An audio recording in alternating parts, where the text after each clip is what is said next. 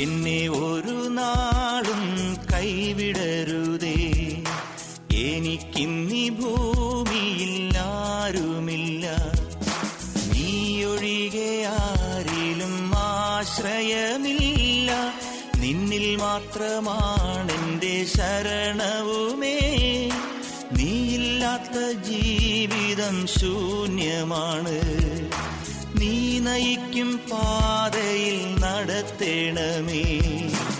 എന്നെ ഒരു നാളും കൈവിടരുതേ, എനിക്കിന്നീ ഭൂമിയിൽ ആരുമില്ല. ആത്മാവിലുള്ള ദാരിദ്ര്യം തിരിച്ചറിയുമ്പോഴാണ് ഞാൻ യേശുവിനെ രക്ഷകനായിട്ട് സ്വീകരിക്കുന്നത്. കാരണം എനിക്ക് യേശുവില്ലാതെ പറ്റത്തില്ല, വേറെ ഒന്നും എനിക്ക് ആശ്വാസം തരുന്നില്ല. യേശുവിന് മാത്രമേ എന്നെ വീണ്ടെടുക്കുവാനായിട്ട് കഴിയുകയുള്ളൂ എന്നുള്ള തിരിച്ചറിവ്. ആത്മാവിലെ ദാരിദ്ര്യം രക്ഷിക്കപ്പെടാൻ വേണം. എന്നാൽ രക്ഷിക്കപ്പെട്ട ശേഷവും ആത്മാവിലെ ദാരിദ്ര്യം വേണം. കാരണം ആത്മാവിലുള്ള ജനനത്തിന് മാത്രമല്ല, ആത്മാവിലുള്ള വളർച്ചയ്ക്കും എന്തുണ്ടെങ്കിലേ പറ്റുള്ളൂ, ഈ ദാരിദ്ര്യത്തെക്കുറിച്ചുള്ള തിരിച്ചറിവ് ഉണ്ടെങ്കിലേ പറ്റത്തുള്ളൂ. സഭകളിൽ പറ്റിയിരിക്കുന്ന ഏറ്റവും വലിയ പ്രശ്നം അതാണ്. സഭകളിൽ ആളുകൾ ഭയങ്കര കണ്ടന്റാണ്. എന്ത് കാര്യത്തിൽ? ആത്മീയ കാര്യങ്ങൾ. ഇനിയിപ്പോൾ എന്താ ബ്രദറെ, ഞാൻ രക്ഷിക്കപ്പെടുകയും 1987 രക്ഷിക്കപ്പെടുവാനും 88 സ്നാനപ്പെടുവാനും കർത്താവ് എന്നെ സഹായിച്ചു. ഇപ്പോഴോ? ഇപ്പം ഇനി എന്തോ പിന്നെന്തോ? ഈ കടമ്പ കടന്നു കഴിഞ്ഞാൽ നമ്മൾ മൊത്തമായി എന്നുള്ളൊരു ചിന്ത ഉണ്ടെങ്കിൽ പിന്നെ എന്ത് ചെയ്യാൻ പറ്റത്തില്ല. നമുക്ക് ഒരിക്കലും വീണ്ടെടുപ്പ് ഒരു യാഥാർത്ഥ്യം ആവുകയില്ല, വളർച്ച ഒരു യാഥാർത്ഥ്യമാവുകയില്ല. പക്ഷെ ഒരു ശിഷ്യന്റെ ജീവിതത്തിൽ എപ്പോഴും അവൻ എന്ത് ചെയ്യുകയാണ്? അവൻ ആ പോവർട്ടി സൂക്ഷിക്കുകയാണ്, ആ ദാരിദ്ര്യം സൂക്ഷിക്കുകയാണ്, ആത്മാവിലെ ദാരിദ്ര്യം ഞാൻ സൂക്ഷിക്കുകയാണ്. അപ്പോൾ അതാണ് വാസ്തവത്തിൽ എന്താണ് ആത്മാവിൽ ദരിദ്രരായവർ ഭാഗ്യവാന്മാർ എന്ന് പറയുമ്പോൾ. ദൈവരാജ്യം എൻജോയ് ചെയ്യാൻ ഞാൻ എപ്പോഴും എന്ത് സൂക്ഷിച്ചിരിക്കണം? ആത്മാവിലുള്ള എൻ്റെ ദാരിദ്ര്യം ഞാൻ സൂക്ഷിച്ചുകൊണ്ടേയിരിക്കണം. അപ്പോഴാണ് ദൈവരാജ്യം ഭക്ഷണവും പാനീയവുമല്ല. റോമൻസ് ചാപ്റ്റർ 6:14-17 നമ്മൾ കാണുന്നത് ദൈവരാജ്യം ഭക്ഷണവും പാനീയവുമല്ല, നീതിയും സമാധാനവും പരിശുദ്ധാത്മാവിൽ സന്തോഷവും അത്രേ. ഭക്ഷണത്തിലും പാനീയത്തിലും മാത്രം സന്തോഷിക്കുന്നവന് നീതിയിലും സമാധാനത്തിലും സന്തോഷിക്കാൻ പറ്റത്തില്ല. നമ്മുടെ ഇന്നത്തെ പ്രശ്നം അതാണ്. ആത്മീയത തന്നെ എന്തിനു വേണ്ടിയാണെന്നറിയാമോ? ഭക്ഷണത്തിനും പാനീയത്തിനും വേണ്ടിയാണ്. ഭക്ഷണവും പാനീയം എന്ന് പറഞ്ഞു കഴിഞ്ഞാൽ കഴിക്കാൻ കുടിക്കാൻ മാത്രമല്ല. ആസ് ഐ ടോൾഡ് യു, ഞാൻ ആത്മീയതയിൽ വരുന്നത് തന്നെ, ഞാൻ സഭയിൽ വരുന്നതിന് വേണ്ടിയാണ്, എൻ്റെ ഭക്ഷണത്തിനും പാനീയത്തിനും വേണ്ടിയാണ്. മിക്കവരും ദൈവത്തെ അന്വേഷിക്കുന്നതും ദൈവത്തിൻ്റെ പിന്നാലെ പോകുന്നതും എന്തിനു വേണ്ടിയാണ്? അവർക്ക് ഇല്ലാത്തത് ലഭിക്കാനാണ്, ഉള്ളത് നഷ്ടപ്പെടാതിരിക്കാനുമാണ്. പറഞ്ഞു മനസ്സിലായല്ലോ? ഇല്ലാത്തത് ലഭിക്കാനും. എനിക്കൊരു ജോലി ഇല്ലെങ്കിൽ ഞാൻ ദൈവത്തിൻ്റെ പിന്നെ ഉപവാസമാണ്, പ്രാർത്ഥനയാണ്. എനിക്ക് എന്ത് വേണം? ജോലി വേണം. ജോലി ഉണ്ടെങ്കിലോ അത് പോകരുത്, അതിനുവേണ്ടി പ്രാർത്ഥിക്കാൻ വരും. ഇനി ചില ആളുകൾ വരുന്നത് ജോലി പോകാതൊക്കെ ഞാൻ നോക്കിക്കോളാം, അതിനുള്ള ബുദ്ധിയൊക്കെ എനിക്കുണ്ട്, പിന്നെ നീ ഇടയ്ക്ക് കയറി ഇടങ്കോലിടരുതെന്ന് പറയാനാണ് പറയുന്നത്.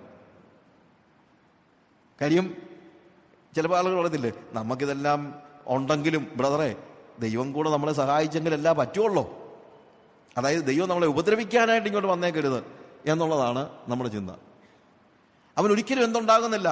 ആത്മാവിലുള്ള ദാരിദ്ര്യം അവന് അനുഭവിക്കാൻ കഴിയുന്നില്ല. പക്ഷെ യഥാർത്ഥത്തിൽ നമ്മൾ ആത്മാവിൽ ദാരിദ്ര്യം അനുഭവിക്കുമ്പോൾ, ആത്മാവിൻ്റെ ശൂന്യത അനുഭവിക്കുമ്പോൾ, ആ ശൂന്യത ഇറ്റ് ഈസ് ഗോഡ് ഷേപ്ഡ്. അതിനെ നിറയ്ക്കാനായിട്ട് ദൈവം തരുന്ന സമ്മാനങ്ങൾ കൊണ്ടും കഴിയത്തില്ല. അതിനെ നിറയ്ക്കാൻ യേശുവിന് മാത്രമേ കഴിയത്തുള്ളൂ. അപ്പോൾ നമ്മൾ യേശുവിനാൽ നിറയുകയാണ്. അപ്പോൾ നമ്മൾ യേശുവിനെ വിമോചകനായും രാജാവായും ഉള്ളിലേക്ക് കയറ്റുകയാണ്. ഞാനിത് രാവിലെ പറഞ്ഞതുപോലെ, is not just a deliverer, is not just a redeemer, is my king and he comes to my life. എന്തിനാ വരുന്നത്? ടു റൂൾ ഓവർ മീ, എൻ്റെ മേൽ ഭരണം നടത്താൻ. അപ്പോൾ ഞാൻ ഓൾറെഡി ഭരിക്കാൻ എൻ്റെ സിംഹാസനത്തിൽ എന്നെ ഇരുത്തിയിരിക്കുകയാണെങ്കിൽ പിന്നെ യേശുവിന് വന്നിരിക്കാൻ പറ്റുമോ? ഇല്ല. അപ്പൊ അതുകൊണ്ട് ഞാൻ എന്ത് ചെയ്യണം? ആത്മാവിലെ ശൂന്യത ഞാൻ സൂക്ഷിക്കണം. എന്ത് ശൂന്യത? ആത്മാവിൻ്റെ തലത്തിൽ എന്നെ ആദ്യം ഇറക്കി വിടണം. എന്നെ ഇറക്കി വിട്ടാലേ രാജാവായിട്ട് യേശുവിനെ സ്വീകരിക്കാൻ കഴിയുള്ളൂ. ഞാൻ പറഞ്ഞല്ലോ, പാപവിമോചനം പ്രാപിക്കാൻ ഞാൻ പാപിയാണെന്നുള്ള തിരിച്ചറിവ് എനിക്കുണ്ടാകണം. അവിടെ ഞാൻ എന്തായി തീരുകയാണ്? ഞാൻ മോറലി ബാങ്ക്രപ്റ്റ് ആണെന്ന്. അതാണ് വാസ്തവത്തിൽ എന്ത്? ഞാൻ ആത്മാവിൽ ദരിദ്രനാണെന്ന് പറയുമ്പോഴത്തേക്ക് മോറലി ഞാൻ ബാങ്ക്രപ്റ്റ് ആണ്, എൻ്റെ നീതി കൊണ്ട് എനിക്ക് എന്ത് ചെയ്യാൻ പറ്റുകയില്ല, യേശുവിൻ്റെ അടുത്തേക്ക് ചെല്ലാൻ അല്ലെങ്കിൽ ദൈവരാജ്യത്തിലേക്ക് പ്രവേശിക്കാൻ കഴിയത്തില്ല. So I accept the fact that I M morally bankrupt. അടുത്തത് എന്താണ്? അപ്പോൾ വിമോചകനായിട്ട് ഞാൻ സ്വീകരിച്ചു, അതിനുവേണ്ടി ഞാൻ മോറലി ഞാൻ ബാങ്ക്രപ്റ്റ് ആണെന്നുള്ളത് ഞാൻ മനസ്സിലാക്കണം. 2, എന്നെ ഭരിക്കാനായിട്ട് ഞാൻ എന്നെ തന്നെ എൻ്റെ സിംഹാസനത്തിൽ വെച്ചിരിക്കുകയാണ്. കാര്യം എനിക്കിഷ്ടമുള്ളതാണല്ലോ ഞാൻ ചെയ്തുകൊണ്ടിരിക്കുന്നത്, ഇല്ലേ? പക്ഷേ ഇവിടെ ഇതാ യേശു രാജാവായിട്ട് വന്നിരിക്കുകയാണ്. രാജാവായിട്ട് വരുമ്പോൾ അവനെ ഞാൻ എൻ്റെ സിംഹാസനത്തിൽ കയറ്റി ഇരുത്തണം. എന്തിന്? എന്നെ ഭരിക്കാൻ വേണ്ടി. അതാണ് യേശുവിനെ രാജാവാക്കുക എന്ന് പറയുമ്പോൾ. അതിന് ഞാൻ ആദ്യം ചെയ്യേണ്ട പ്രവൃത്തി എന്താണ്? ഇപ്പോൾ ഭരിച്ചുകൊണ്ടിരിക്കുന്നവനെ ഇറക്കി വിടണം. ഇപ്പോൾ ഭരിച്ചുകൊണ്ടിരിക്കുന്ന ആരാ? ഇപ്പോൾ ഭരിച്ചുകൊണ്ടിരിക്കുന്നത് ഞാൻ തന്നെയാണ്. പിന്നെ എന്നെ നിയന്ത്രിക്കുന്ന വേറെ ഘടകം ചിലപ്പോൾ കാണുമായിരിക്കും. പിശാച് എന്നെ ചിലപ്പം ഭരിക്കുന്നുണ്ടായിരിക്കും. എന്ന് വെച്ച് കഴിഞ്ഞാൽ എൻ്റെ ചിന്തയിൽ ഞാനാ ഭരിക്കുന്നതെന്നാണ്. ഞാൻ ചിലപ്പം ഉദാഹരണമായിട്ട് പറയാറുണ്ട്, പണ്ട് ലാലു പ്രസാദിന് ഒരു ഫോറസ്റ്റ് സ്കാം ഉണ്ടായി കഴിഞ്ഞപ്പോഴത്തേക്ക് ലാലു പ്രസാദ് സിംഹാസനത്തിൽ ഇറങ്ങിയിട്ട് റാബ്രി ദേവിയെ കയറ്റിയിരുത്തി. റാബ്രി ദേവിയെ കയറ്റിയിരുത്തിക്കൊണ്ട് വല്ല വ്യത്യാസം ഉണ്ടാകുന്നുണ്ടോ? ഭരിക്കുന്നത് ആര് തന്നെയാണ്? ലാലു പ്രസാദ്. അപ്പോൾ പിശാച് എന്നെ സന്തോഷിപ്പിക്കാൻ ചിലപ്പോൾ പറഞ്ഞേക്കാം, ഞാൻ അങ്ങ് ഇറങ്ങിയേക്കാം, നീ അങ്ങ് ഇരുന്നോളാൻ. പക്ഷെ ഞാൻ കയറി ഇരുന്നാലും ഭരിക്കുന്നത് ആര് തന്നെയാണ്? പിശാച് തന്നെയാണ്. എന്ന് പറഞ്ഞതുപോലെ എൻ്റെ മോറൽ ബാങ്ക്രപ്സിയാണ് യേശുവിനെ ഞാൻ വിമോചകനാക്കാൻ എനിക്ക് കഴിയുന്നതെങ്കിൽ യേശുവിനെ രാജാവാക്കാൻ കഴിയുന്നത് എപ്പോഴാണെന്ന് ചോദിച്ചാൽ, എൻ്റെ ജീവിതത്തിൻ്റെ സിംഹാസനത്തിൽ നിന്ന് ഞാൻ ഇറങ്ങി പകരം യേശുവിനെ അവിടെ കയറ്റിയിരുത്തുകയാണ്. അപ്പോൾ ഞാൻ ഇറങ്ങുമ്പോൾ ഞാൻ ആരായിത്തീരുന്നു? ഞാൻ ശൂന്യനായിത്തീരുന്നു.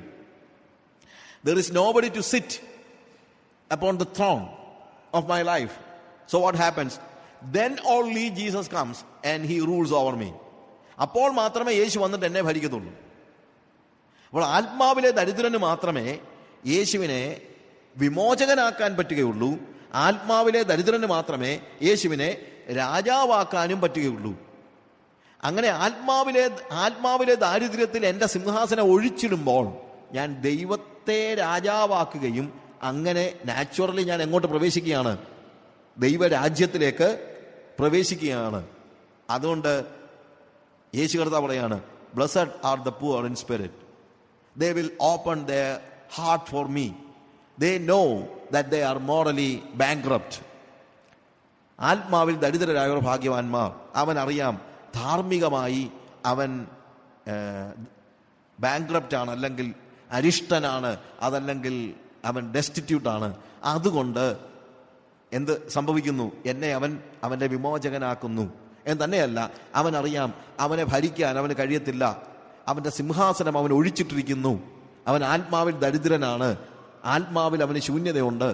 അവിടേക്ക് എന്നെ കയറ്റിയിരുത്തുന്നു. അപ്പോൾ എന്ത് സംഭവിക്കുന്നു? He becomes our king. When Jesus becomes our king, then the kingdom of God is ours. യേശു രാജാവായി തീരുമ്പോൾ ദൈവരാജ്യം ആരുടെ വകയാണ്? എൻ്റെ വകയാണ്. So this is what is the meaning of the first beatitude.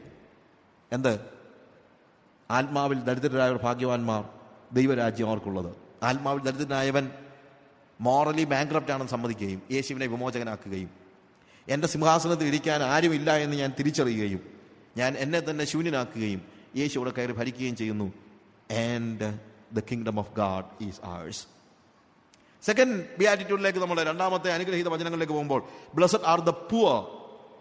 That says about the blessedness of a broken heart. അവിടെ പറയുന്നത് verse 4 പറയുന്നത്, blessed are those who മോൺ for they shall be comforted. കരയുന്നവർ അല്ലെങ്കിൽ ദുഃഖിക്കുന്നവർ ഭാഗ്യവാന്മാർ. ദുഃഖിക്കുന്നവർ എന്ന മലയാളം വാക്ക് കേൾക്കുമ്പോഴത്തേക്ക് നമുക്ക് അത്ര വലിയൊരു പ്രോബ്ലം അല്ലെങ്കിൽ ഒരു വലിയൊരു എന്താണ് ഒരു പഞ്ചില്ല അതിനകത്ത്. ശരിക്കും പറഞ്ഞു കഴിഞ്ഞാൽ ദുഃഖിക്കുന്നവർ, നമുക്ക് എന്നാടാ വലിയ ദുഃഖം എന്നൊക്കെ ചോദിക്കുമല്ലോ. പക്ഷേ അവിടെ ദുഃഖം എന്നുള്ള വാക്കേ അല്ല. അവിടുത്തെ കറക്റ്റായിട്ടുള്ള വാക്ക് ഹൃദയത്തകർച്ച എന്ന് പറയുന്നതാണ്. Brokenness of heart. അപ്പോൾ വെറും ഒരു ദുഃഖമല്ല, അവിടെ എന്താണ്? ഹൃദയം തകർന്നവർ ഭാഗ്യവാന്മാർ. അവിടെ ഉപയോഗിച്ചിരിക്കുന്ന വാക്കും അതാണ്. The strongest word for weeping. കരച്ചിലിന്റെ ഒരു പക്ഷെ വേറെ രീതി പറഞ്ഞാൽ അലറിക്കരയുന്നവൻ, മോങ്ങിക്കരയുന്നവൻ ഭാഗ്യവാൻ, തോരാത്ത കണ്ണീരുള്ളവൻ ഭാഗ്യവാൻ എന്നൊക്കെ വേണമെങ്കിൽ പറയാം. ബിക്കോസ് ഇവിടെ ഉപയോഗിച്ചിരിക്കുന്ന ഈ പെൻറ്റയോ എന്ന് പറയുന്ന വാക്ക്, it is a strongest word in Greek. For weeping. കരച്ചിലിന്റെ അങ്ങേ അറ്റമാണ്. അതുകൊണ്ട് ഞാൻ പറഞ്ഞത് ദുഃഖിക്കുന്നവർ ഭാഗ്യവാന്മാർ എന്ന് പറയുന്ന ഒരു വാക്കിനേക്കാൾ വളരെ അർത്ഥസമ്പുഷ്ടമാണ് എന്ത്? കരയുന്നവർ, അല്ലെങ്കിൽ മോങ്ങി കരയുന്നവർ ഭാഗ്യവാന്മാർ. എങ്ങനെ? മരിച്ചവനെ കുറിച്ച് വിലപിക്കുന്നത് പോലെയുള്ള ഒരു വലിയ വിലാപം, ഹൃദയത്തകർച്ച. നമ്മൾ യാക്കോബിന്റെ കാര്യം പറയുമ്പോഴത്തേക്ക് ജനസിസ് ചാപ്റ്റർ 37:34 നിങ്ങൾ എൻ്റെ യോസഫ് മരിച്ചു എന്ന് സഹോദരന്മാർ അവൻ്റെ അടുത്ത് എന്ന് പറയുമ്പോൾ പറയുന്ന അവനെന്താണ്? അവൻ ഹൃദയം തകർന്ന് അവൻ വിലപിച്ചുകൊണ്ട് പറയാണ്, നിങ്ങൾ എൻ്റെ നരയെ ദുഃഖത്തോടുകൂടെ പാതാളത്തിൽ ഇറക്കും. അല്ലെങ്കിൽ ഹി വാസ് ടോട്ടലി അവൻ ഏറ്റവും കൂടുതൽ സ്നേഹിച്ച അവൻ്റെ പുത്രൻ മരിക്കുമ്പോൾ ഉണ്ടാകുന്നതായ ഒരു കണ്ണീരൊഴുക്കാണ്. The sorrow that brings unrestrainable tears to the eyes. It is not just ഒരു ഈ ദുഃഖത്തിന്റെ ഒരു ഇൻവേർഡ് ആയിട്ടുള്ള ഉള്ളിലുള്ള ദുഃഖമല്ല, അതിന്റെ ഔട്ട്വേർഡ് എക്സ്പ്രഷൻ ഉൾപ്പെടെയുള്ള. അതുകൊണ്ടാണ് ഈ കണ്ണീരൊഴുക്കുന്ന കാര്യമാണ് ഈ വാക്കോട് ഉപയോഗിച്ചിരിക്കുമ്പോൾ. ദുഃഖമെന്ന് മാത്രമല്ല, ദുഃഖിക്കുമ്പോൾ ആ വിലപിക്കുമ്പോൾ ഉണ്ടാകുന്ന ഔട്ട്വേർഡ് എക്സ്പ്രഷനും കൂടെ ഉൾപ്പെടെയുള്ള ഒരു വാക്കാണ്. അതുകൊണ്ടാണ് ഹൃദയ തകർച്ച. ഭർത്താവ് മരിച്ച ഒരു വിധവയുടെ കണ്ണീര്, അല്ലെങ്കിൽ അമ്മ മരിച്ച ഒരു പിഞ്ചു കുഞ്ഞിന്റെ കണ്ണീര്. അവൻ ആലംബഹീനനായി തീർന്നിരിക്കുകയാണ്.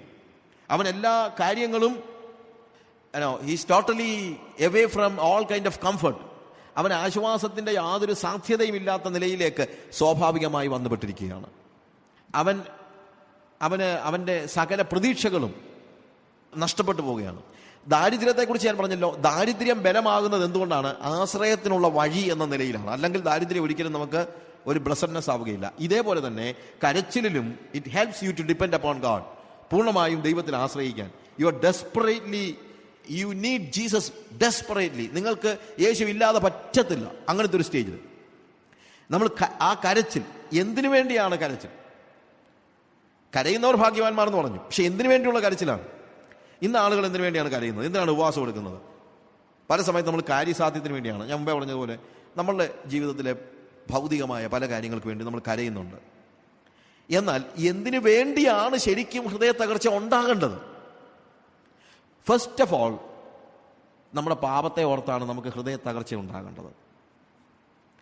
നമ്മളൊരു പാപിയാണെന്നുള്ള തിരിച്ചറിവുണ്ടാകുമ്പോൾ, when you understand that you are a sinner, you feel unworthy to stand before God. ദൈവത്തിന്റെ മുമ്പിൽ നിൽക്കാൻ നമുക്ക് കഴിവില്ലാത്ത ആ അയോഗ്യത, ദൈവത്തിന്റെ മുമ്പിലേക്ക് കയറി ചെല്ലാൻ കഴിയാത്ത രീതിയിലുള്ള വലിയൊരു കരച്ചിൽ. And that becomes a blessing. You will be accepted by God and you will be comforted by God. ദുഃഖിക്കുന്നവരായ നിങ്ങൾ, അല്ലെങ്കിൽ അലറി കരയുന്നവരായ നിങ്ങൾ ഭാഗ്യവാന്മാർ. എന്തുകൊണ്ട്? നിങ്ങൾക്ക് ആശ്വാസം ലഭിക്കും. Blessed are those who mourn, for they shall be comforted. അവർക്ക് മാത്രമേ, പാപത്തെ ഓർത്ത് കരയുന്ന വിലപിക്കുന്ന ഒരു വ്യക്തിക്ക് മാത്രമേ പാപമോചനത്തിന്റെ സമാശ്വാസം ദൈവത്തിൽ നിന്ന് പ്രാപിക്കാൻ കഴിയുകയുള്ളൂ. അതുകൊണ്ടാണ് കരച്ചിൽ ഒരു ഭാഗ്യാവസ്ഥയാകുന്നത്. പാപത്തെക്കുറിച്ചുള്ള കരച്ചിലൊക്കെ പണ്ടത്തെ കാലത്ത് വളരെ കോമൺ ആയിരുന്നു. പക്ഷേ ഇന്നിപ്പോൾ എന്താ, ആ പാപത്തെ ഓർത്തുള്ള കരച്ചിൽ ഇന്നത്തെ ഒരു കോമൺ ഫാക്ടർ അല്ല. പല സമയത്തും എന്താണ്, പാപത്തെക്കുറിച്ചുള്ള ഒരു ചെറിയ പാപബോധം പോലും ഇല്ലാതെ, അല്ലെങ്കിൽ യഥാർത്ഥത്തിലുള്ള ഒരു അനുതാപമില്ലാതെയാണ് പല ആളുകളും വിശ്വാസത്തിലേക്ക് വരുന്നത് തന്നെ. That's A biggest problem. ഒരു വലിയ പ്രശ്നമാണ്. യേശുവിന്റെ പ്രസംഗം തുടങ്ങുന്നത് നിങ്ങൾക്കറിയാം, ദൈവരാജ്യം സമീപിച്ചിരിക്കാൻ മാനസാന്തരപ്പെടുവിൻ. യോഹന്നാൻ പറഞ്ഞ അതേ പ്രസംഗം തന്നെയാണ് അവൻ തുടങ്ങുന്നത്. പക്ഷേ പാപബോധമില്ലാത്ത ഒരു മനുഷ്യൻ എങ്ങനെയാണ് അനുതപിക്കാൻ പറ്റുന്നത്? അനുതപിക്കാത്ത ഒരു വ്യക്തിക്ക് എങ്ങനെയാണ് മാനസാന്തരപ്പെടുവാൻ പറ്റുന്നത്? ഇതിന്റെ എല്ലാം അടിസ്ഥാന ഘടകം എന്ന് പറയുന്നത് പാപബോധമാണ്. അനുതാപത്തിന്റെയും അടിസ്ഥാനം എന്താണ്? പാപബോധമാണ്. പാപബോധമില്ലാതെ എന്ത് ചെയ്യാൻ പറ്റും? എപ്പോഴാണ് നമ്മുടെ പാപത്തെക്കുറിച്ചുള്ള ആ ഒരു വലിയ ഒരു repentance? No man can repent unless he is sorry for his sins. അവന്റെ പാപത്തെക്കുറിച്ച് ബോധ്യമില്ലാത്ത ഒരു വ്യക്തിക്ക്, പാപത്തിന്റെ ഇന്ന് പാപം പലർക്കും ഒരു കളിയാണ്. ജസ്റ്റ് ഒരു പ്ലേ തിങ് ആയിട്ടാണ്. ആഫ്റ്റർ ഓൾ ഇത് കഴിഞ്ഞിട്ട് കുറച്ച് കഴിഞ്ഞിട്ട് എങ്ങനെയെങ്കിലും ആകെ രക്ഷിക്കപ്പെടൂടെ എന്നൊക്കെ പറയുന്നത് പോലെ ഒരു കളിയാണ്. പലപ്പോഴും പിള്ളേർക്കൊക്കെ ഒരു കളിയാണ് പാപം. പിള്ളേർക്കും വലിയവർക്കും. പിള്ളേരെ മാത്രം എന്തിനാ കുറ്റം പറയുന്നത്? പക്ഷെ എപ്പോഴാണ് ഈ കളി അവസാനിക്കുന്നത്? പല സമയത്തും ഈ കളികൾ അവസാനിക്കുകയാണ്, അല്ലേ? ഒരു കളിയായിരിക്കുന്ന സമയമുണ്ട്. ചിലപ്പോൾ രക്ഷപ്പെട്ട് പോരുമ്പോഴാണ് നമുക്ക് ഇത് കളിയായിട്ട് തോന്നുന്നത്. ചില പാപം ചെയ്ത് കഴിഞ്ഞിട്ട് നമ്മൾ ആരും അറിയാതെ രക്ഷപ്പെട്ട് കഴിയുമ്പോഴത്തേക്ക് നമ്മൾ ചിന്തിക്കും, ഓക്കെ, നത്തിങ് ടു ഫിയർ. പക്ഷെ ചിലപ്പോൾ നമുക്ക് രക്ഷപ്പെടാൻ പറ്റിയില്ലെന്നിരിക്കും. പണ്ടൊരു പാമ്പ് ഒരു വീട്ടിൽ കയറി മുട്ട മോഷ്ടിക്കുമായിരുന്നു ഒരു കുടിലിൽ. അപ്പോൾ ഒരു ചെറിയ ഒരു ദ്വാരത്തിലൂടെയാണ് പാമ്പ് കടക്കുന്നത്. അപ്പോൾ കടന്ന് മുട്ട നിന്ന് കഴിയുമ്പോഴത്തേക്ക് മുട്ട അങ്ങ് വിഴുങ്ങിക്കഴിഞ്ഞ് തിരിച്ച് ഈ ദ്വാരത്തിലൂടെ പോകുന്ന സമയത്ത് നോർമലി കയറി പോകുമ്പോഴത്തേക്ക് മുട്ട അങ്ങ് പൊട്ടി പാമ്പ് ഇറങ്ങിപ്പോകും. അപ്പോൾ എന്നും ഈ പാമ്പ് മുട്ട തിന്നാൻ വരുന്നത് കണ്ട് ഈ വീട്ടുകാരൻ ഒരു ദിവസം എന്ത് ചെയ്തു, നോർമൽ മുട്ടയ്ക്ക് പോലെ ഒരു പുഴുങ്ങിയ മുട്ട അവിടെ വെച്ചു. അപ്പോൾ ഈ പാമ്പ് വന്നിട്ട് മുട്ട അതുപോലെ അങ്ങ് വിഴുങ്ങി. പക്ഷെ തിരിച്ചു ചെന്നപ്പോഴാണ് മനസ്സിലാകുന്നത് മുട്ട എന്ത് ചെയ്യുന്നില്ല, പൊട്ടുന്നില്ല. ഇതുപോലെയാണ് പല സമയത്തും പാപത്തിൽ നിന്ന് ഊരിപ്പോരുന്ന സമയത്ത് നമ്മൾ ചിന്തിക്കും ഇതെന്നും ഊരിപ്പോരാമെന്ന്. പക്ഷെ ചില ദിവസം ഊരിപ്പോരാൻ പറ്റാത്ത ഒരു സാഹചര്യം ഉണ്ടാകുമ്പോഴാണ് നമ്മുടെ പാപത്തെ നമ്മൾ തിരിച്ചറിയുന്നത്, രക്ഷപ്പെടാൻ കഴിയാതെ വരുന്നത്, പാപം കളിയല്ലാതെ ആയിത്തീരുന്നത്. പണ്ട് പെരുമ്പാമ്പിനെ കൊണ്ട് കളിപ്പിച്ചുകൊണ്ടിരുന്ന ഒരു വ്യക്തിയെക്കുറിച്ച് നിങ്ങൾ പലപ്പോഴും പല ട്രാക്റ്റുകളിലും മറ്റും സ്റ്റോറി കേട്ടിട്ടുണ്ട്. പെരുമ്പാമ്പിനെ കളിപ്പിച്ചുകൊണ്ടിരിക്കുമ്പോഴത്തേക്ക് പാമ്പന്തി ചെയ്യും, പെരുമ്പാമ്പ് ഇവനെ ഇങ്ങനെ ചുറ്റും, അത് കഴിഞ്ഞ് അഴിയും. അപ്പോൾ അങ്ങനെ ചുറ്റുകയോ അഴിയുകയൊക്കെ ചെയ്യുമ്പോൾ ചുറ്റുന്ന സമയത്തൊക്കെ ഇവന് വലിയ വെപ്രാളമൊക്കെ കാണിക്കും. അപ്പോൾ എല്ലാവരും അത് കഴിയുമ്പോഴത്തേക്ക് ഇവന് പൈസ കൊടുക്കും. ഒരു ദിവസം ഈ പാമ്പ് ഭയങ്കര സീരിയസ് ആയിട്ട് എന്ത് ചെയ്തു, ഇവനെ ശരിക്കും ഞെരുക്കാനായിട്ട് തുടങ്ങി. ഞെരുക്കാൻ തുടങ്ങി കഴിഞ്ഞപ്പോഴത്തേക്ക് ഇവൻ കിടന്ന് അലറിക്കുവാൻ തുടങ്ങി. അപ്പോൾ ആൾക്കാർ ചിന്തിച്ച് ഇത് കളിയുടെ ഭാഗമാണ്. കാര്യം എന്നും പാമ്പ് ഞെരുക്കുമ്പോഴെല്ലാം ഇവൻ എന്ത് ചെയ്യാറുണ്ട്, ഇവൻ അലറുകയും ഓ എന്നെ രക്ഷിക്കുന്നൊക്കെ പറയാറുണ്ട്. പക്ഷേ ഇന്നവൻ ശരിക്കും ആവശ്യപ്പെടുകയാണ്. പക്ഷേ ആരും അവനെ രക്ഷിക്കാൻ പരിശ്രമിച്ചില്ല. എന്തുകൊണ്ടാണ്? ഇത് അവൻ്റെ കളിയുടെ ഒരു ഭാഗമായിട്ട് ചിന്തിച്ചു. പക്ഷേ പാമ്പിന് കലി കയറിയിട്ട് പാമ്പ് വന്ന് അവനെ ഞെരുക്കി ആ മനുഷ്യൻ മരിച്ചു വീഴുമ്പോൾ ആൾക്കാർ മനസ്സിലാകുന്നത്. ഇതുപോലെ പോയിന്റ് ബ്ലാങ്കിൽ ഒരു ദിവസം പിടിക്കപ്പെടുമ്പോഴാണ് പാപത്തിന്റെ കോൺസിക്വൻസ് നമ്മൾ അനുഭവിക്കുമ്പോഴാണ് പാപത്തിന്റെ സീരിയസ്നെസ് നമ്മൾ മനസ്സിലാക്കുന്നത്. പല സമയത്തും നമ്മൾ ഈ പാപത്തെ സീരിയസ് ആക്കാതെ, especially it is in relationship with premarital sex and extramarital sex, most of the time we think it is something to play, but sometimes it becomes very serious. When you lose your family, it becomes very serious.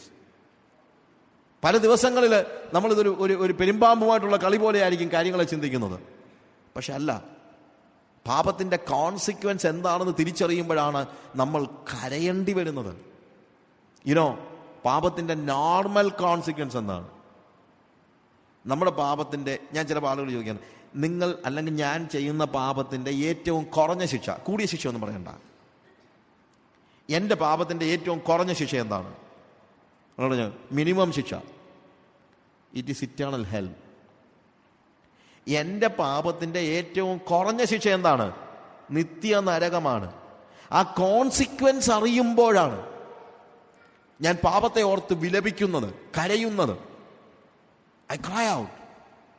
ലൂക്കോസിന്റെ സുവിശേഷം 5-ാം അധ്യായത്തിൽ യേശു കർത്താവ് പത്രോസിനോട് അവന്റെ പടകിൽ കയറി ആളുകളോട് സംസാരിച്ച് തിരിച്ചു പോകുന്ന കൂട്ടത്തിൽ കർത്താവ് ഇവനോട് നിനക്ക് മീൻ കിട്ടാനായിട്ട് ആഴത്തിലേക്ക് നീക്കി വലയിറക്കാൻ പറയുന്നു. അവൻ വലയിറക്കി, അവന് വലിയ പെരുത്ത മീൻകൂട്ടം കിട്ടി, എ ലോട്ട് ഓഫ് ഫിഷ്. അതിനുശേഷം യേശുവിൻ്റെ മുഖത്തേക്ക് നോക്കുമ്പോൾ പത്രോസ് ഒരു കാര്യം മനസ്സിലാക്കി, he is not a normal person, he is God. അവൻ ദൈവമാണെന്ന് തിരിച്ചറിഞ്ഞു. ദൈവമാണെന്ന് തിരിച്ചറിഞ്ഞതിൻ്റെ കാരണം എന്താണെന്നറിയാമോ? അല്ലെങ്കിൽ അത് മനസ്സിലാക്കുന്നത് എന്തുകൊണ്ടാണ്?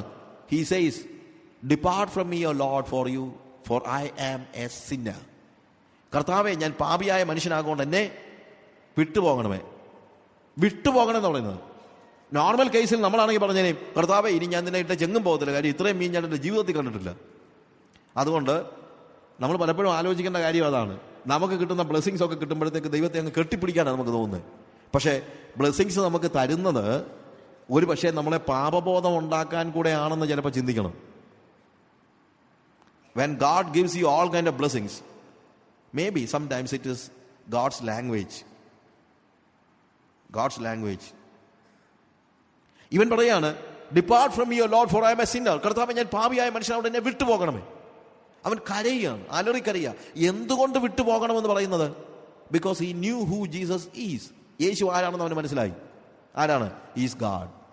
And he knew what Jesus could do to him. യേശുവിന് അവനോട് എന്ത് ചെയ്യാൻ കഴിയുമെന്ന് അവൻ മനസ്സിലാക്കി. എന്ത് ചെയ്യാൻ കഴിയും? അവൻ ദൈവമാണെങ്കിൽ അവൻ്റെ പാപത്തെ ശിക്ഷിക്കാനുള്ള സകല അവകാശവുമുള്ളവനാണ് അവൻ്റെ മുമ്പിൽ നിൽക്കുന്നത് എന്ന് പത്രോസ് മനസ്സിലാക്കി. അവൻ ദൈവമാണെന്നുള്ള തിരിച്ചറിവിൽ, കാര്യം അവൻ അറിയാവുന്ന ദൈവം ഒരു കാര്യത്തിന് വേണ്ടി അവന് ഇറങ്ങി വരുന്നുള്ളൂ. എന്തിനാണ്? പാപത്തെ ശിക്ഷിക്കുവാൻ വേണ്ടി ഇറങ്ങി വരുന്നവനായ ദൈവം. That is the normal consequence, normal thing. That's A normal thing. അവൻ ആ പാപത്തെക്കുറിച്ച് അവൻ്റെ കോൺസിക്വൻസ്, അല്ലെങ്കിൽ അവൻ അവൻ അവൻ അവൻ്റെ മനസ്സിൽ അപ്പോൾ കാണുന്നതെന്നറിയാമോ? ഇതാ ദൈവം വന്നിരിക്കുന്നു. എന്തിന്? എൻ്റെ പാപത്തെ ശിക്ഷിക്കാൻ. ഞാൻ അടുത്ത നിമിഷം എവിടെയായിരിക്കും കിടക്കുന്നത്? I am in eternal hell. ആ ഒരു തിരിച്ചറിവുണ്ടായപ്പോഴാണ് ഇവൻ അലറി കരഞ്ഞുകൊണ്ട് പറയുന്നത്, lord I am a sinner. കർത്താവേ, ഞാൻ പാപിയായ ഒരു മനുഷ്യനാ, എന്നെ ശിക്ഷിക്കരുതേ എന്നാവൻ പറയുന്നത്. കാര്യം എൻ്റെ ഡെസ്റ്റിനി ഇപ്പൊ നിന്റെ കയ്യിലാണെന്നാണ് പറയുന്നത്. I am in your hands. ഞാൻ നിന്റെ കയ്യിലാണ്. It is you who decide whether I should come back to life or go to eternal hell.